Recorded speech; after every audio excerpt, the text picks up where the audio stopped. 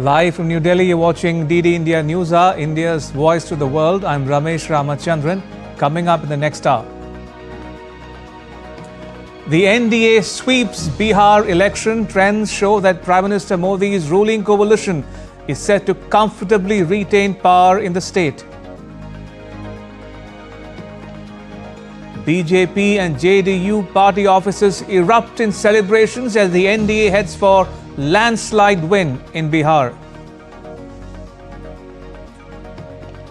Security forces demolished the home of New Delhi blast accused Dr. Umar Nabi in Jammu and Kashmir. 2 more terrorists arrested from the Kashmir Valley. And tight security in New Delhi as Red Fort blast investigation expands. Passengers told to reach early to avoid delays at airports and railway stations.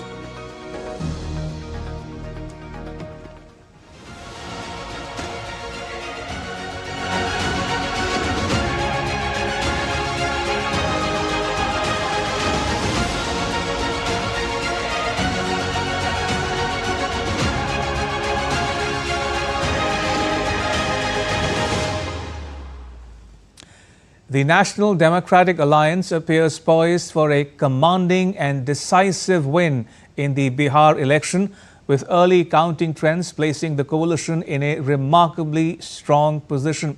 The NDA seems to be securing leads in 186 constituencies, signalling a clear and widespread voter preference across the state. Within this dominant performance, the BJP has emerged as the coalition's frontrunner, maintaining a lead in around 91 seats.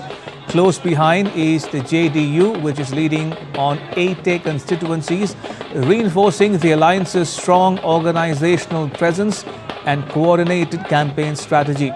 Adding further weight to the NDA's tally, the Chirag Paswan-led LJP has taken the lead on 21 seats, while Jitan Ram Manji's HAM or HUM is leading on 4. Collectively, these trends push the NDA well past the majority mark, underscoring a sweeping mandate and reflecting a broad-based consolidation of support across diverse regions of Bihar. In the latest counting, Rashtriya Janata Dal RJD leader and former Bihar Deputy Chief Minister Tejasvi Yadav managed to secure a minor lead from Raghopur. The RJD, which had secured 114 seats in the previous assembly, is currently leading on only 28 seats. This despite Tejasvi Yadav's vigorous campaign against Chief Minister Nitish Kumar. The Congress's underperformance remains a recurring pattern within the alliance. In the 2020 Bihar election, the party contested on 70 seats but could only win 19.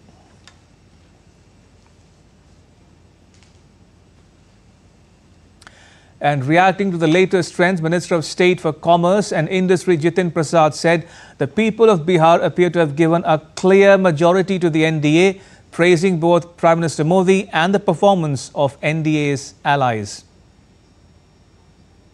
बहुत ही सकारात्मक और उत्साहजनक रुझान आए हैं और ये दर्शा रहा है कि बिहार की जनता ने एक स्पष्ट बहुमत आदरणीय प्रधानमंत्री नरेंद्र मोदी जी के नेतृत्व में एनडीए तो कमल का फूल भी खिलता हुआ दिख रहा है और तीर भी निशाने पे लग रहा है और सभी घटक दल एनडीए के देखिए इतना अच्छा उनका रिजल्ट आ रहा है। परिणाम अभी आना बाकी हैं, मगर रुझान जो है वो दर्शा रहा है कि देश की जनता और बिहार की जनता मोदी जी के साथ। Playback singer and BJP candidate Maithili Thakur from Alinagar spoke about the responsibilities ahead, saying that she is ready to meet the high expectations of the people and serve with full dedication. ये मेरे लिए एक सपने जैसा है, लेकिन जो मैंने 1 महीने से कैंपेन के दौरान महसूस किया है कि लोगों की बहुत ज्यादा उम्मीदें, आशाएं मुझसे जुड़ी हुई हैं, तो मैं पूरी मजबूती से अपने सभी कर्तव्यों को निभाने के लिए तैयार हूं। Right, joining us is my colleague Deepika Mehta, who is standing by in Patna, and also joining us is our guest Aditi Tandon, Associate Editor of The Tribune newspaper. Ladies, welcome to this broadcast. If I can come to you first, Deepika, what's the mood like where you are? Good afternoon, Ramesh. You can see behind me the celebrations are going on since 2 hours now. For the past 2 hours, the Karyakartas here, the party workers are celebrating in great enthusiasm. I would request my camera person to zoom in and show you the visuals of how the party workers are celebrating since 11:30 rather. And the celebrations seem to they seem that they will continue till 4 or 5 p.m. until we'll have the official address by the party leaders here. Now, this is a very huge victory because not only it is a triple digit mark for the NDA alliance here, but also they are crossing the 200 mark as well. Out of 243, crossing the 200 mark is not only an incredible performance by the NDA alliance here, but also one of the worst performance by the opposition, and especially the Congress, who's failed to deliver not only in the previously held general elections, but also talking about state assembly election and an important state like Bihar, where the opposition continuously fails to make a mark. So this is a very huge victory, especially when we talk, our viewers just heard Maithili as well. She is a very young contender. She is also winning that seat, that particular seat, which means that there is a 360-degree approach. If we talk about Jahanabad's candidate, who also seems to take a lead right now. So old people, which means experienced people, young generation is also focused upon. There is a focus on all sort of voters. So there seems to be a 360-degree approach when we talk about this Sushashan ki Sarkar, or the government of discipline. Indeed, Deepika, do stay on. Let me go across to our guest, Ms. Tandon. Ms. Tandon, how do you, or what do you read in this election verdict as the numbers are coming up? See, Ramesh, the biggest outcome and the message of this verdict is that it is a resounding verdict and mandate in favor of Prime Minister Modi at the center and Chief Minister Nitish Kumar at the state level. In fact, the NDA's plank line that this is going to be an election fought under the leadership of Narendra and Nitish has driven the message home. That's the biggest message, that it's a verdict of trust in the ongoing governance and delivery mechanisms of the NDA dispensation, and overall vote for the government. Because you see, there was a large and a very deep-seated sense of anti-incumbency when it came to the opposition camp. They did believe genuinely that Nitish Kumar, having been the Chief Minister of Bihar now for almost 19 years, except a brief period between 2014 and 2015, might actually face some sort of an anti-incumbency sentiment, but clearly there was none. And what also is standing out in this verdict is that across segments, that across communities, castes, and across geographical regions of Bihar, the voters have put their faith in the NDA dispensation. The Muslim Yadav composition that was said to be working in favor of Tejaswi Yadav and Rahul Gandhi of the Congress in the Simanchal belt seems to have failed. For me, a particular seat of interest, Ramesh, is Madhepura. Madhepura is a seat where in the entire election history of Bihar, never has a non-Yadav candidate won. Always a Yadav candidate has won this seat. The RJD sitting legislator is a 3-time legislator and he has been defeated today by a woman candidate of the JDU. I think that spells a tectonic shift in Bihar's deeply caste-ridden, polity. Does this really mean today's verdict has actually gone beyond the metrics of caste and communities, with NDA getting votes from all segments, from all regions? What explains this vote? This is a very interesting shift that remains to be studied. Whether this is the first sign that Bihar is now finally moving ahead of caste politics, closing the doors behind community lines and looking forward to a politics of development and governance and aspiration. That's a matter of deep academic study, but on the surface, that's what it appears. Also, the second lesson, the biggest lesson of this verdict is for the opposition. I have been saying on your own program since morning that this is an aspirational India. People are looking for hope. We are headed towards lofty goals of Viksit Bharat. We are advancing towards the goal of third largest economy in the world. I don't think people have time for negativity and frustration. This is the time of hope. The parties that manage to instill hope in the people, manage to show them a future, manage to deliver reasonably well on the promised agendas of governance are being voted back to power. And I don't mean only the NDA or the BJP. I also mean other parties in other states. For example, you have had chief ministers being repeated. You've had MK Stalin being repeated in Tamil Nadu because people repose faith in him. He is delivering for the people what people want from him. So people are ready to repose faith in the leader repeatedly, provided they are being taken care of. There is politics of hope and there is politics of positivity. Clearly, the vote chori campaign that the opposition ran as a single, dominant agenda of their canvassing has failed. Congress has bitten dust today. Congress really needs to introspect what has gone wrong with the party of Jagannath Mishra, the once dominant force in the eastern state of our country. Till at least 1985, Congress was the single largest party in Bihar, always winning more than 100 seats. What is happening to this party? It is in single digits now. It has repeated its worst performance of 2010 when it won 4 seats. And I think today the vote share of the Congress party is going to dip further than it was in 2010, which would then effectively mean that this is Congress party's steepest decline in the electoral history of Bihar. That's the message for the opposition. Indeed, very interesting observations there, Ms. Tandon. Just on another point, related point, equally interesting, some would say, is the record turnout in this election, and 2, the record turnout of voting or polling percentage by women in particular. What would you attribute that to? See, the women, we cannot and we should not make the mistake of thinking that women overnight took a decision to vote for Nitish Kumar and Narendra Modi combination. That's not the way politics works. Right. People do not get bought over by 10,000 rupees. The opposition might like to think that that's the case, but that's not the case. The point here is that Nitish Kumar at the Bihar level, and of course Prime Minister Narendra Modi is the first Prime Minister who has conscientiously cultivated women voters as a constituency. And not just symbolically. I do not mean symbolically. There have been meaningful changes, meaningful reforms brought about in the central government, in various arms of the central government to actually empower women. You now have fighter jets being flown by women. You now have women scientists driving the Chandrayaan-3 mission. You have Mudra loans, more than 60% claimants of Mudra loans being women. You have meaningful financial inclusion of women, which is giving them political agency. That's what the BJP is able to actually identify and cultivate. These are leaders who are looking at women as future leaders. And as I also said earlier, Ramesh, we are going to have the Women's Reservation Bill by 2029. Every party is looking at women now, not just as vote banks, they are also looking at women as leaders of the future.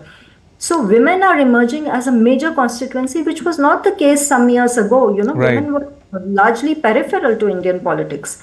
Bringing women center stage to Indian politics, I think, must be singularly credited to Prime Minister Modi, of course, at the center, and Nitish Kumar very successfully at the state. Absolutely. Ms. Tandon, do stay on. Let me go across to my colleague Deepika one more time on this broadcast. Deepika, coming to you now, would you say that, taking off from the point where Ms. Tandon left, would you say that the Election Commission has redeemed itself all over again and has put to rest, dispel the myths or allegations of vote chori, vote theft, or how the special, intensive revision of voters list was played out during the campaign? The EC, with the benefit of hindsight, the results show themselves, has done a reasonably good job. No repolls, no violence, no deaths, unlike the past. Indeed. When we look at the results here, the result and the outcome of the polling in both the phases, phase 1 and phase 2. First of all, starting from the planning itself, dividing in just 2 phases, that was once again an example of how smoothly the Election Commission is planning towards the Bihar election. And then the polling, and then the number of polling stations we had, and then the number of initiatives ECI took to ensure a very free and fair democratic process. Now, when we talk about about elections, it is not single-handedly monitored by Election Commission of India. All the party workers are also invited to different places, be it the polling station, be it the polling booth, or be it the counting centers. So all the representatives of the party workers are duly invited to participate in the entire process and raise their hand if they witness anything which is unfair. Now, very in an example of a very smooth process, such has not been the case in the entire in both the phases of Bihar election, and not even on the day of counting as well. Now also, to avoid that vote chori tag, to avoid that vote tricking mark, SIR was also done to verify the number of voters, and that also went on very smoothly before the polling itself. So the Election Commission of India, considering that what could be the probable allegations, they planned it out very nicely, and all the plans panned out very nicely as well till the counting day, which is today. Now, when we talk about that, what led, because as a guest was also saying it very rightly, that this is not an overnight outcome that we are witnessing. The number of women voters or the number of women supporters towards a particular party, as the results say, crossing the 200 mark in this case for the NDA, the women are supporting because they are getting such sort of benefits. Yesterday also, when we were present at the JP Ganga Path and we showed our viewers the visuals in a special broadcast of Battle for Bihar, we showed you that it was 8 o'clock in the evening, 7:30 in the evening, and there are so many women, there are so many kiosks, there are so many stalls which were run by women. That was not the case very much before, because this has been, Bihar has witnessed some of the key areas which have come under red zone. But now is the situation, fast forwarding it to the current year 2025, not only infrastructural development are happening, but a 360-degree approach for the betterment and empowerment of women is happening, and women of course want more, and that this is what they voted for today, and the results are in front of all of us. Ramesh. Absolutely. I'll request Deepika, you as well as Ms. Tandon to stay on for some more time. Let me pull up some more news for the benefit of viewers joining us on this broadcast. BJP Kerala President Rajiv Chandrasekhar has said that the results clearly show that the people of Bihar have chosen to continue on the path of development, law and order, opportunity and corruption-free governance delivered by the NDA government over the years. Take a listen. It is very clear from these election results that the people of Bihar have chosen to continue the path of development, of law and order, of opportunities, of corruption-free governance that the NDA government has been giving for several years now. And the result, the margin of victory, tells you how determined the people of Bihar are to continue the progress that has been made in the last several years and to continue going forward. For his part, BJP MP Manoj Tiwari said that the mandate reflects the people's trust in Prime Minister Narendra Modi and Chief Minister Nitish Kumar, adding that the focus now should be on winning hearts through sensitive governance. Take a listen. Happy हर तरफ है बिहार के। मुझे लगता है कि जो ये रिजल्ट आया है इसकी समीक्षा बहुत सूक्ष्म करनी पड़ेगी। How to win the hearts of people, ये विषय चलना चाहिए। लोगों का दिल कैसे जीतें, ये मोदी नीतीश जी से पता चले। इस जीत का कारण एकमात्र है, वो है मोदी जी और नीतीश जी में बिहार की जनता का विश्वास। ये जीत है विश्वास की। And BJP MP Manan Kumar Mishra spoke about the NDA's prospects in the Bihar election and the public sentiment he witnessed on the ground. He said the state's development will help the NDA form the next government. Take a listen. NDA की सरकार 2/3 बहुमत से भी ज़्यादा से आना है। Exit poll भी दिखाई दे रहा था। हम लोग ग्राउंड पे रहे थे, हम लोग गांव में देहातों में लोगों के बीच में रहे थे, तो सामने था, जनता ये बोल रही थी। ऐसा नहीं है कोई छुपाने वाली बात। महिलाएं बोल रही थी कि मोदी जी और नीतीश जी को वोट देंगे। युवा वोट बोल रहे थे कि मोदी जी नीतीश जी को वोट देंगे। तो एनडीए की सरकार पूर्ण बहुमत के साथ बनेगी, ये बात कोई नई नहीं है, ये जानी हुई बात थी। विकास आप देख लें, बिहार में सड़कें देख लें, बिहार में बिजली की स्थिति देख लें, बिहार में अमन चैन शांति देख लें, तो इन सब का नतीजा है कि आज 2/3 से ज़्यादा बहुमत से हम एनडीए की सरकार बनाने जा रहे हैं। Right, if I can go back to our guest on this broadcast, Ms. Aditi Tandon. Ms. Tandon, looking at the Bihar state as a whole and looking at the various regions, the 6 or 7 broad regions that are of consequence, barring and predictably Simanchal, the BJP NDA combined seems to have done predictably well in all the other 6 key regions, is it not? Yeah, that's right, and that's actually a matter for a deep analysis. What has worked in favor of the NDA in all these segments, because it was not easy to convert campaign narratives into votes across board. What I feel prima facie is that 2 segments have clearly gone in favor of the NDA. One is the women vote has gone considerably in favor of Mr. Nitish Kumar and Prime Minister Narendra Modi.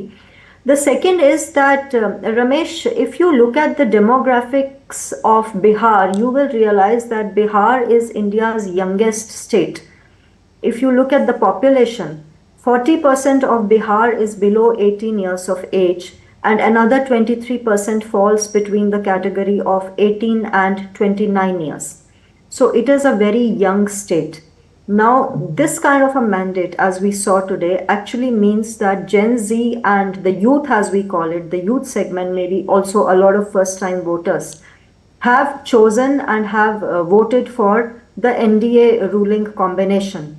What are the factors that drove them? Is it hope? Is it a politics of aspiration? Is it a feeling that only the NDA will be able to deliver the promise of 1 crore jobs that have been made by the NDA manifesto that we saw? A promise of jobs was made by Tejasvi Yadav also. You might recall that in the manifesto that Tejasvi released, which was a very controversial and debated manifesto, he said that I will give a government job in every family within 20 days of coming to power. Of course, it was debatable as to how will he give it or not. But the point that I'm making is that the youth appear to have trusted Nitish Kumar and Prime Minister Modi's combination on the delivery of the employment and job promises.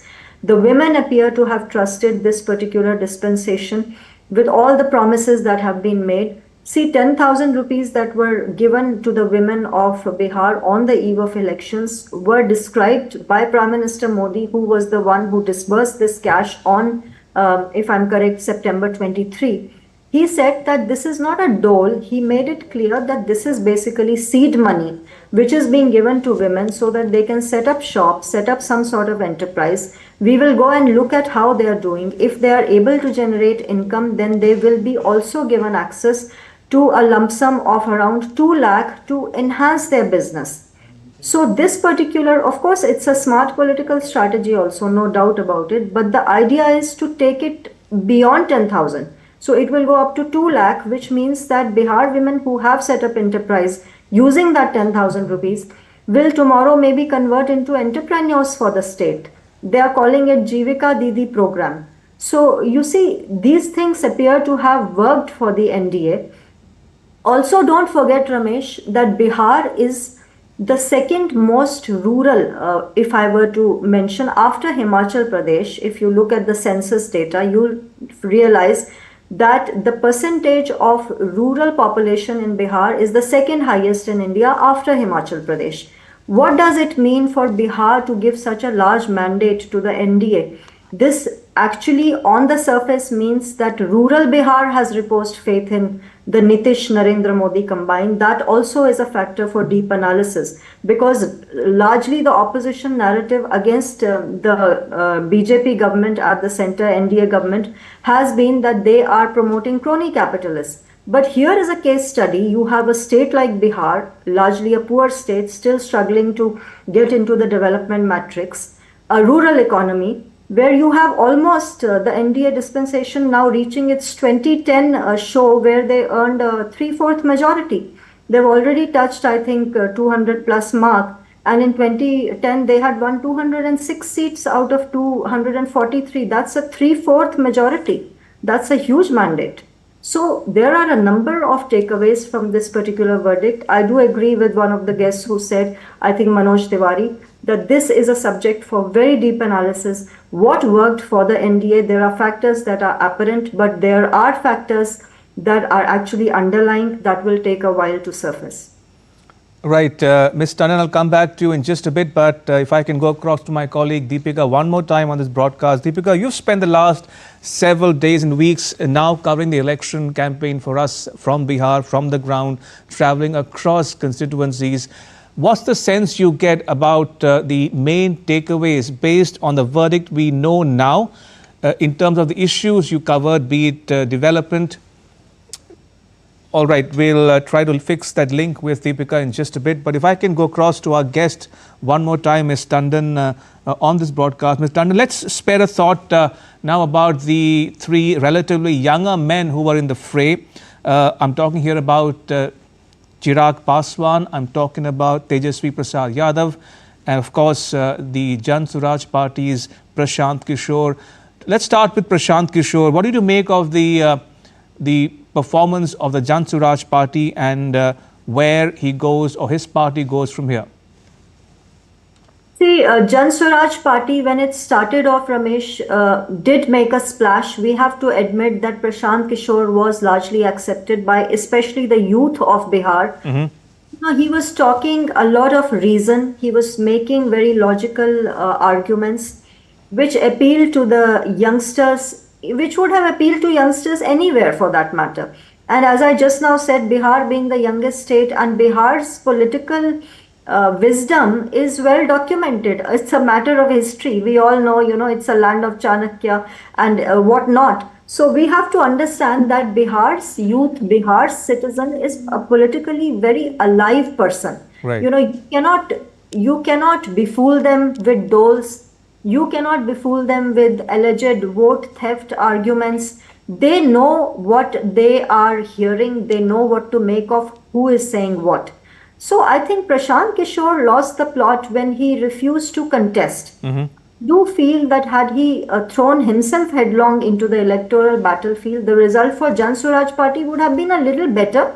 But I did not believe even from the beginning that they would make a splash in a very complex caste dominated matrix of Bihar politics. It's very difficult. Not every state or region is like Delhi, where an Arvind Kejriwal can come in and can dislodge a Sheila Dikshit. It's not that simple everywhere.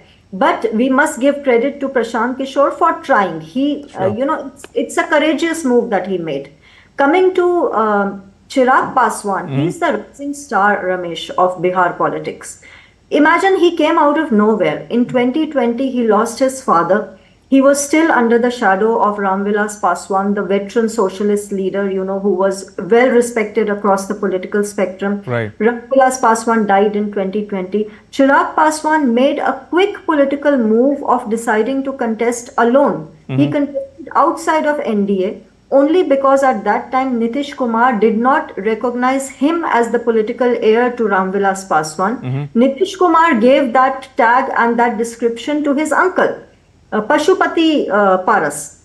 So there was a tussle between Nitish Kumar and Chirag Paswan. But of course they all overcame all that and came together. And look where Chirag is today. He had gotten 29 seats in the seat arrangement. He is winning 22. Look at his strike rate. And just recently in Lok Sabha won all his 5 Lok Sabha seats. Indeed. Which is why he was actually given more assembly seats by the BJP during seat sharing. So he's the rising star. We have to watch out for him. Absolutely. And the third one that you mentioned, I forget. Tejasvi? Tejasvi, very of course, quickly if you will, Tejasvi, a political dynast who has been unable to get out of the shadow of his father. Fair enough. I'm afraid that's all we have time for. May I thank our guest, Ms. Aditi Tandon, and my colleague Deepika for joining us on this broadcast. Thank you for your time. Much appreciated. Right, time for a very short break on DD India Newshour. More on the other side. Keep watching DD India Newshour. Don't go anywhere just yet. Geopolitics and trade deals. Economic challenges amid development. Hard work and the path to prosperity. It's the economy, always. Between walkers, money is what money does and says. supply creates its own demand between the bulls pulls and bears tears. When supply chains globalization and India rises to the podium. We'll get you centered with the economic brief at 8 p.m. every Thursday on DD India.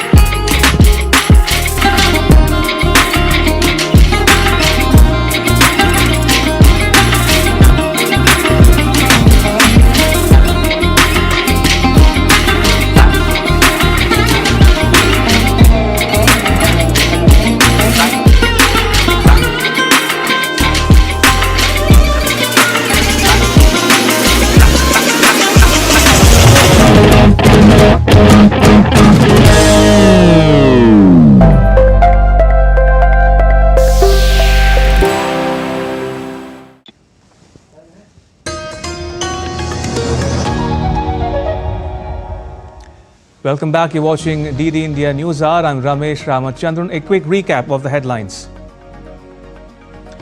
The NDA sweeps Bihar election. Trends show that Prime Minister Narendra Modi's ruling coalition set to comfortably retain power in the state. BJP and JDU party offices erupt in celebrations as the NDA heads for a landslide win in Bihar. Security forces demolished the home of New Delhi blast accused Dr. Umar Nabi in Jammu and Kashmir. 2 more terrorists arrested from the Kashmir Valley.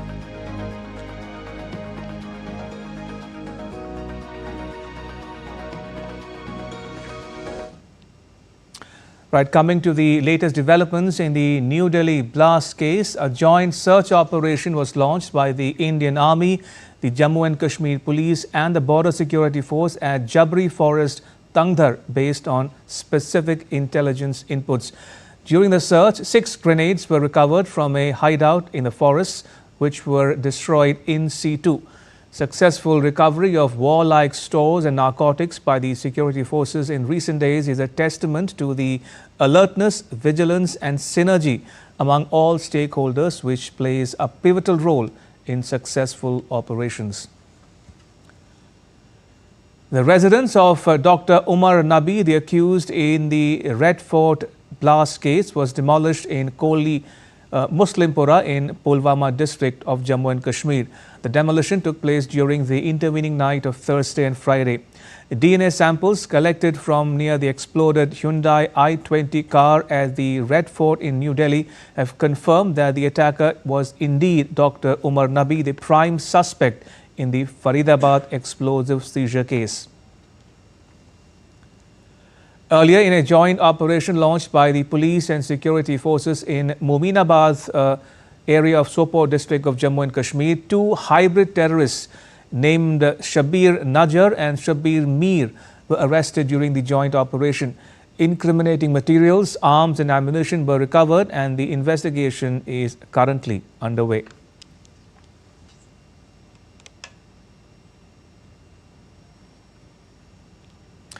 The Delhi police has issued a travel advisory urging passengers to reach airports, metro stations and railway stations well in advance. The move comes as security in the national capital, New Delhi, is tightened to prevent disruptions and ensure passenger safety. A detailed traffic and parking arrangements for the 44th India International Trade Fair to be held at Bharat Mandapam from 14th to 27th of November has been issued. Passengers have been asked to follow specific timelines for smooth travel. 245 traffic police personnel have been deployed in 3 shifts to manage traffic in and around Bharat Mandapam throughout the fair period. It further said that 15 cranes, 16 motorcycle patrol units and 3 disaster management vehicles have been positioned in its vicinity. The Red Fort metro station remains closed as forensic and anti-sabotage teams continue combing the area. Those travelling by train are advised to reach at least 1 hour before departure, while Delhi metro commuters should arrive 20 minutes prior to their train's schedule. International flight passengers are recommended to reach the airport at least 3 hours ahead of departure. The advisory aims to ensure seamless boarding, minimize last-minute inconveniences, and facilitate efficient security screening. President Draupadi Murmu returned to New Delhi after concluding her two-nation state visit to Africa on Friday morning. During a visit, the President visited Angola and Botswana. The visit marked the first by an Indian head of state to both countries and saw key outcomes including MOUs on health, pharmaceuticals, fisheries and air services. The President's visit reinforced India's growing diplomatic and developmental ties with the African continent. On the occasion of Children's Day, President Draupadi Murmu interacted with children from various schools and organizations at Rashtrapati Bhavan Cultural Centre in New Delhi on Friday. President Murmu asserted that children are the future of our nation and it is essential to nurture them into confident and responsible citizens. The President also shared some joyful moments with the children as they sang Vande Mataram and recited poems. And Prime Minister Modi paid tribute to former Prime Minister Pandit Jawaharlal Nehru on the occasion of his birth anniversary on Friday. In a post on X, he wrote, and I quote, "Tributes to former Prime Minister Pandit Jawaharlal Nehru ji on the occasion of his birth anniversary," unquote. The 30th edition of CII Partnership Summit was inaugurated on Friday in Visakhapatnam, Andhra Pradesh. The event was graced by Vice President C.P. Radhakrishnan along with Minister of Commerce and Industry Piyush Goyal. During the summit, the Vice President invited investors, calling it the right time to invest in India. This is the right time for you to invest in the fastest growing economy of the world. You have come in the right time, you have come to the right place, you have come with the right ideas. That means the success is going to be yours. Any sector, whether it is food process, whether it is blue economy or green economy, this is the right time to invest in India, and you all are welcome. Addressing the event, Minister Goyal recommended 3 key points to expand global cooperation. I offer 3 key recommendations to expand global cooperation. 1. Let's facilitate two-way investments by lowering trade barriers and creating an open, transparent environment that enables the free flow of goods, services, and capital.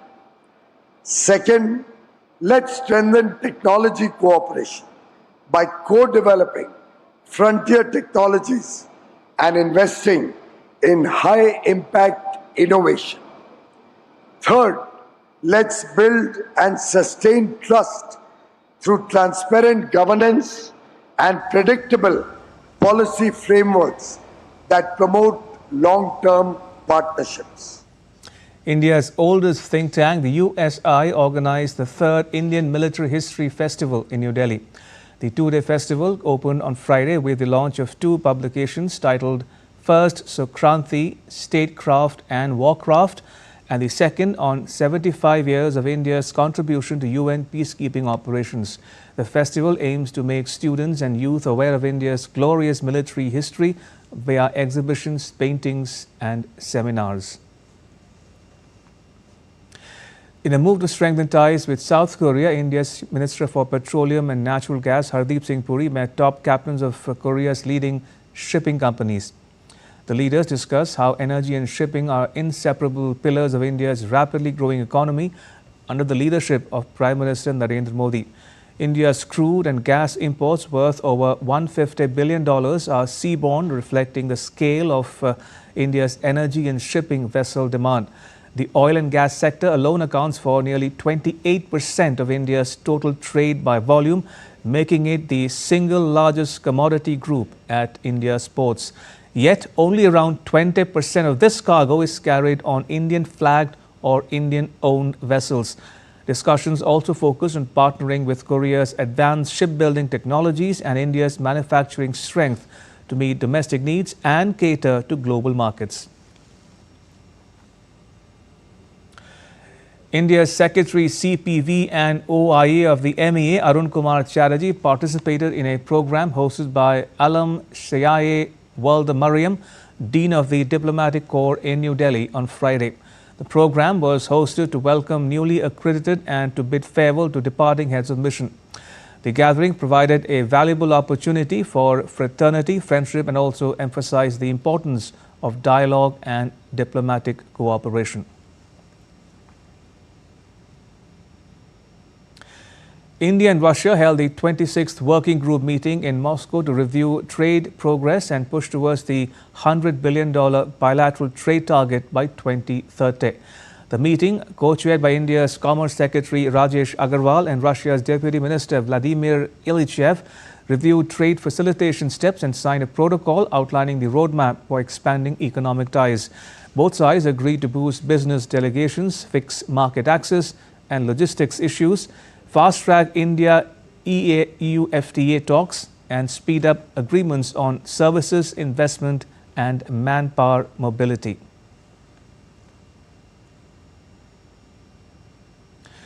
In weather updates, the India Meteorological Department has issued a yellow alert for light rainfall in Tamil Nadu.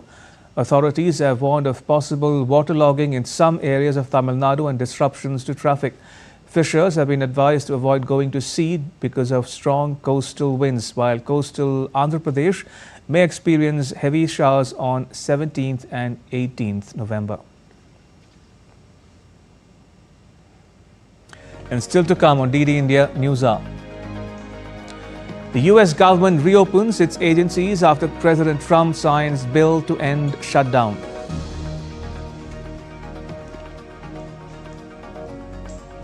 Rescuers search for survivors after landslide hits Indonesia. And 14 November is World Diabetes Day.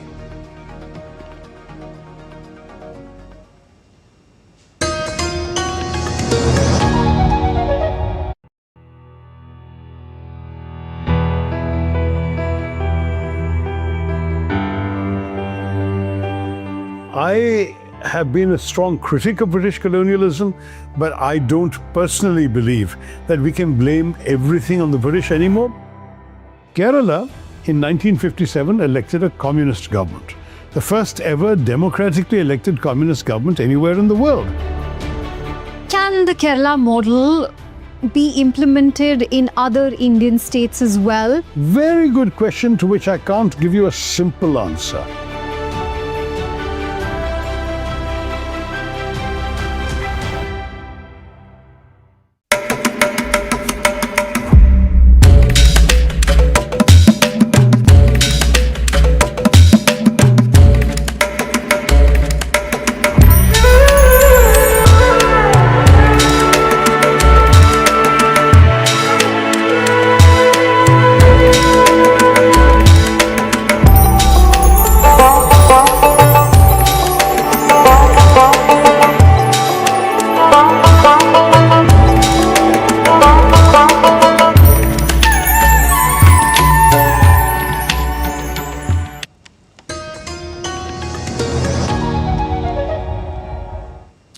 Welcome back. You're watching DD India NewsHour. I'm Ramesh Ramachandran. The US government is reopening its agencies after President Trump signed the House-passed funding package last night to end the record 43-day shutdown. According to President Trump's top economic advisor, the shutdown likely led to a loss of 60,000 private sector jobs. US government workers who haven't received a paycheck in weeks are waiting for back pay. And air travel is still feeling the effects with 1,000 flights cancelled. But Supplemental Nutrition Assistance Program or SNAP food aid recipients should see their full November benefits by Monday, and Senate staffers are set to get paychecks today. Meanwhile, House GOP leaders are bracing for a significant number of Republicans to break from President Trump next week and support the bipartisan bill calling for the release of the Jeffrey Epstein files as supporters push for a veto-proof majority.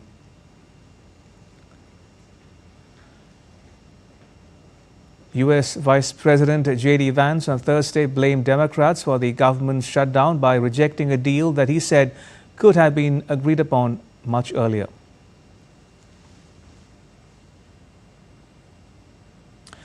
The British Broadcasting Corporation BBC issued a personal apology to U.S. President Trump on Thursday, regretting the editing of a documentary that misleadingly spliced his January 6, 2021 speech to suggest that he incited violence during the U.S. Capitol storming. Aired on Panorama just before the 2024 election, the program prompted legal threats of a $1 billion defamation suit unless withdrawn with compensation.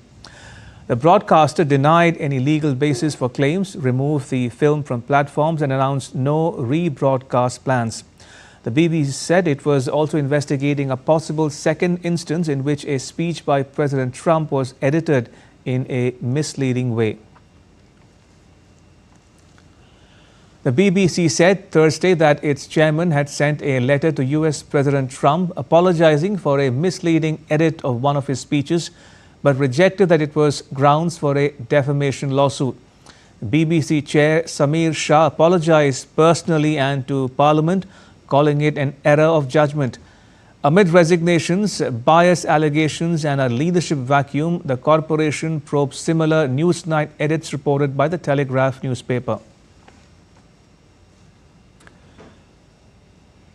The United States on Thursday designated 4 entities in Germany, Italy and Greece as global terrorists, accusing them of being violent Antifa groups as President Trump takes aim at left-wing groups. U.S. Secretary of State Marco Rubio said he had designated German-based Antifa Ost as specially designated global terrorists, along with 3 other groups in Greece and Italy, in an effort to build on President Trump's commitment to confront Antifa's campaign of political violence.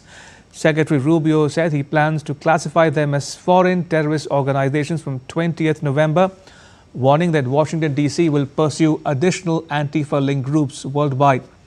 The decision signals a dramatic shift, with Washington, D.C. preparing to freeze assets, restrict funding, and target additional groups worldwide.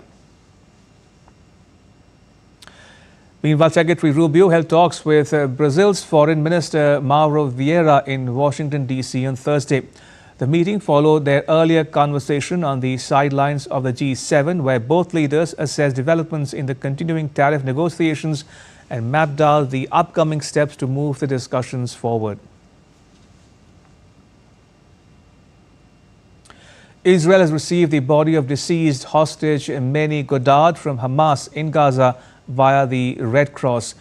Godard lived on a kibbutz near Gaza and was killed during the Hamas attack on 7th October 2023, and his body was taken to Gaza.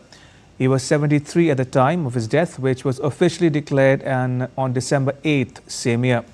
After being transferred to Israel through the Red Cross, the body headed for forensic experts who less than 3 hours later identified it as Godard's.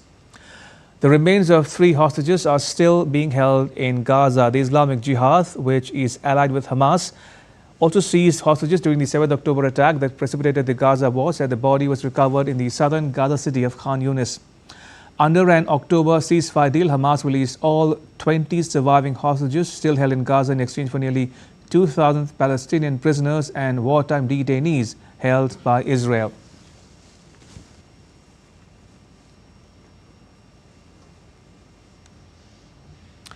And now to updates on the Russia-Ukraine conflict. On Friday, Moscow claimed to have down more than 200 Ukrainian drones overnight. Russia reported that air defense systems intercepted and destroyed 216 Ukrainian unmanned aerial vehicles. The update was shared on the ministry's Telegram channel. Meanwhile, Ukraine claimed that Russian drones and missiles struck Kyiv early Friday, injuring 11 people. The attack triggered explosions and fires across several districts.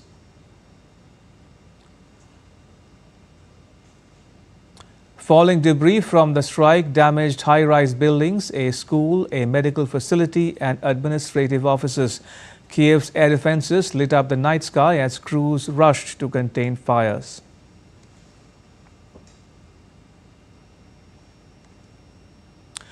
Rescuers on Friday searched for survivors in Indonesia's central Java province after a landslide hit parts of a village. The landslide, which hit the Cilacap area on Thursday, killing at least 2 people and leaving 21 missing. The area had experienced heavy rainfall over several days, which triggered the landslide.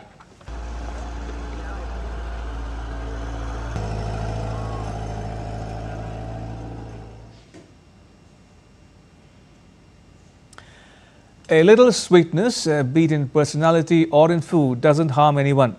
But what if this sweetness reaches a level when it starts harming the body itself? High blood sugar damages vital organs without early symptoms. Diabetes, a medical condition, often begins quietly, but if ignored, can turn life-altering. On World Diabetes Day, Preeti Kaur turns focus on the grave threat diabetes poses and how it can be prevented. Diabetes is a group of diseases that occurs when there is too much glucose in the blood. Glucose is the body's main source of energy, but it can only enter cells with the help of a hormone called insulin. In people with diabetes, the body either does not make enough insulin or cannot use properly the insulin it makes, causing glucose to build up in the blood instead of being used by cells for energy. Because diabetes isn't just one condition, it exists in different forms. Type 1 diabetes, an autoimmune condition where the body does not produce insulin, it affects children and young adults. Type 2 diabetes, the body does not use insulin properly or does not produce enough. Lifestyle, stress, and genetics play a major role. Gestational diabetes develops during pregnancy. It needs close monitoring because it affects both the mother and the baby. Prediabetes and other rare types where a person has a higher than normal blood sugar level, it is not high enough to be considered type 2 diabetes yet. Doctors often call diabetes a slow poison because persistent high blood sugar gradually damages heart, kidneys, eyes, nerves, and even the feet without showing early warning signs. About 537 million adults across the world have diabetes. Experts predict this number will rise to 643 million by 2030 and 783 million by 2045. World Diabetes Day is observed every year on November 14th to raise awareness about diabetes and its prevention, diagnosis, and treatment. This year's theme, Diabetes and Well-being, highlights the critical link between physical health, emotional balance, and quality of life for people living with diabetes. It is said prevention is better than cure. Preventing diabetes is possible. Focus on fruits, vegetables, and whole grains and limit foods high in fat and sugar. Aim for about 30 minutes of moderate aerobic activity most days of the week. Losing excess weight can significantly lower the risk of developing type 2 diabetes. Many people with diabetes need to take medication to manage their blood sugar levels. With every healthy choice, you rewrite your future. High sugar is dangerous, but high awareness is life-saving. Let awareness be your shield and lifestyle your medication. Preeti Kaur, DD India. And after news from the world of sport, Italy's 5 games winning streak continues in the FIFA World Cup qualifiers as the Azzurri defeated Moldova 2-0 away from home. With a dominant display, the Azzurri kept their World Cup hopes alive thanks to late strikes from Mancini and young forward Francesco Esposito. Italy now sit on 18 points, still 3 behind group leaders Norway, who remain top of the table. On Sunday, Italy must beat Norway and overturn a daunting goal difference of 17 to qualify directly. The challenge is steep for manager Gattuso, but this victory gives the Azzurri one final chance to fight for a place at the 2026 World Cup.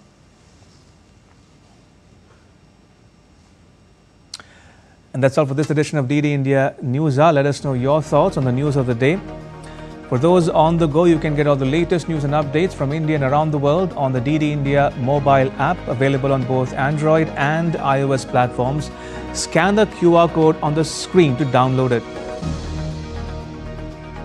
And we'll be back with more news as it breaks here on DD India. I'm Ramesh Ramachandran from all of us here in New Delhi. Thanks for watching DD India Newshour.